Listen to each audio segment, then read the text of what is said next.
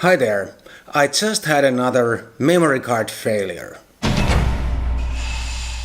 I'm really sorry about the long break in my video production, but I caught a really nasty flu last week and I was unable to work for several days. But now I'm back and I'm telling you about my latest card failure. And it happened only some days after I'd made my previous video about the Canon EOS R.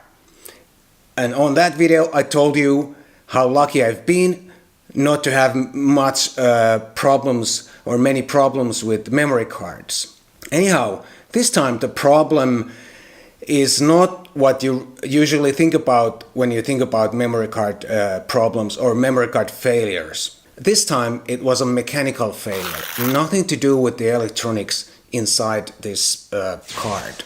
I think the design of the SD card has one fundamental flaw.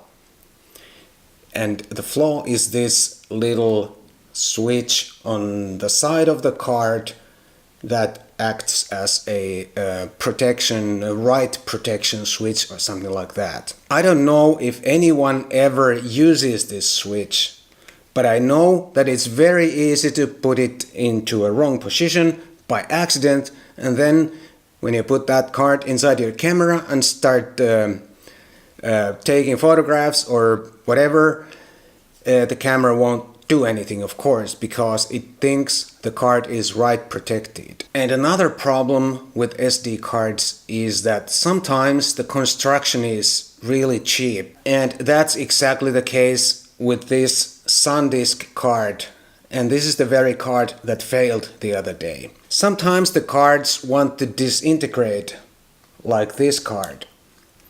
And while this card was disintegrating, the little plastic thing that acts as the write protection switch fell off, and it's such a tiny piece of plastic that it's impossible to find if it falls somewhere on location especially. And now this card is useless because my camera thinks this is write protected, even though there's nothing really wrong with this card electronically.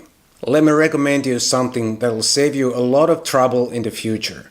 Whenever you purchase a new SD card, put some glue here and make sure the write protection piece of plastic switch stays in that unlocked position. That makes it impossible to accidentally slide the switch into a wrong position that makes the card unusable. I like to use two-component epoxy glue, but I think some of the so-called super glues will also work just fine. Incidentally, Sony just released some new high-quality SD cards a couple of weeks ago, and they simplified the exterior design of the card a little bit. They left out some of the weak parts, and among them was the write protection switch. Those new cards don't have it anymore. I really hope that other manufacturers will do the same when they release new cards. I hope you liked this memory card failure episode, and I'll see you next time.